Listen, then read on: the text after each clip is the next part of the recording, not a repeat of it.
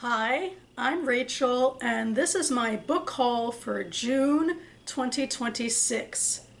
In years past, I would use June as a special time to go to my Friends of the Library bookstore, in large part because I would grab a coupon for them from the Gaithersburg Book Festival, which I go to in May.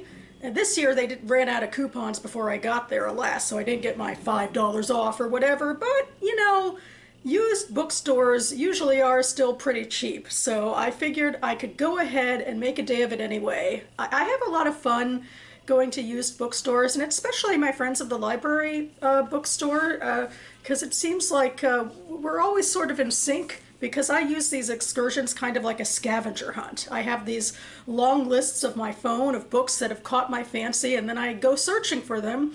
And the other day I went to, my library bookstore and I found 6 books. And so I'm going to go ahead and share them with you in chronological order because I basically was going through, the alphabet to find these. So the first book I have here is The Road to Dalton by Shannon Bowring.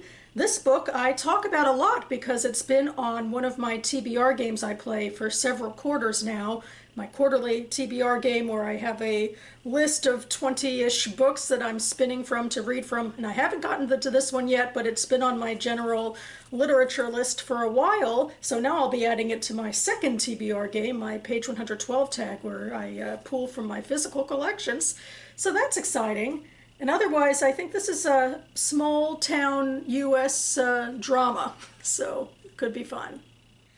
And the next book I have here is Nellie Dean by Allison Case. It's a lot bigger than I thought it would be, I guess because I never really looked too deeply at the page count in my research before. But anyway, this is a Wuthering Heights retelling of sorts. Well, it's from the perspective of Nellie Dean, who's actually the narrator of Emily Bronte's book anyway.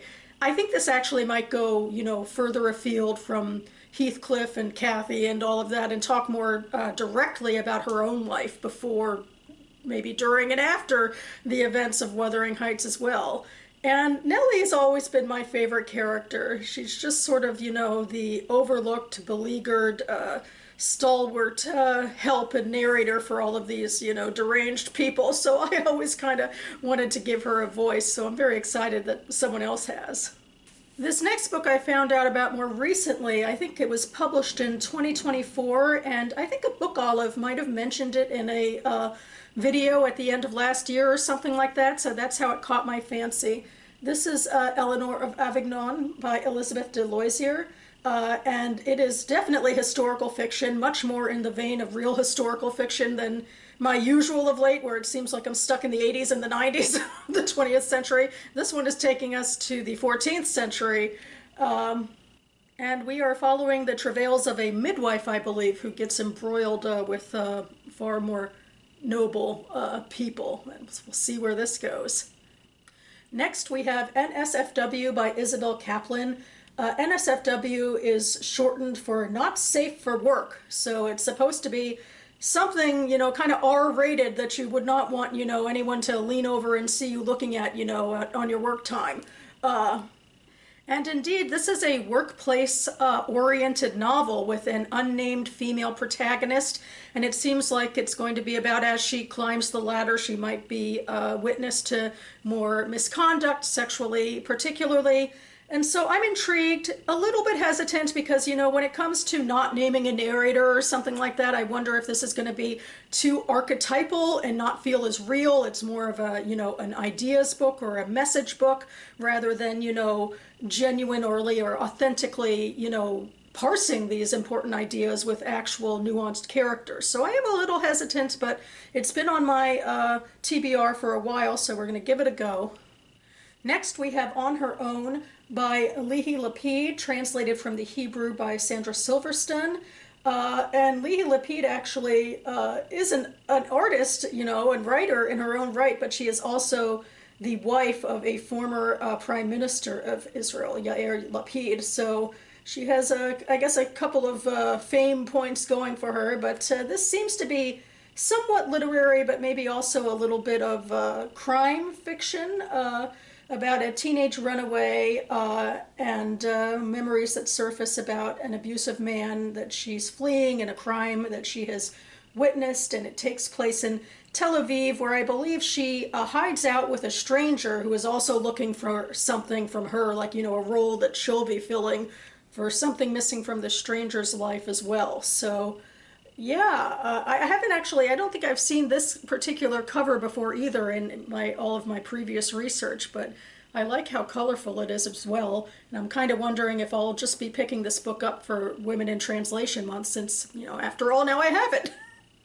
And finally, we have The Singer Sisters by Sarah Seltzer. I think this book has been on my TBR just for a couple years, and this is a sort of family drama meets artistry sort of book as well.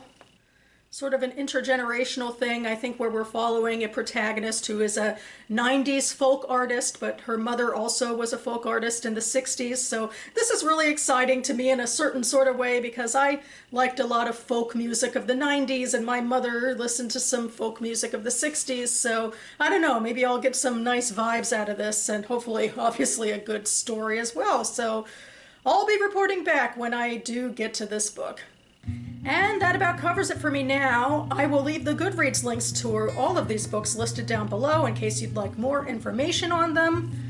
Otherwise, we are now into July and the second half of the year, and also the second quarter of 2026 is now officially behind us, so expect me back on this channel in the next couple of days as I do a quarterly wrap-up of the writing goals I set for myself over the spring. Stay tuned for that.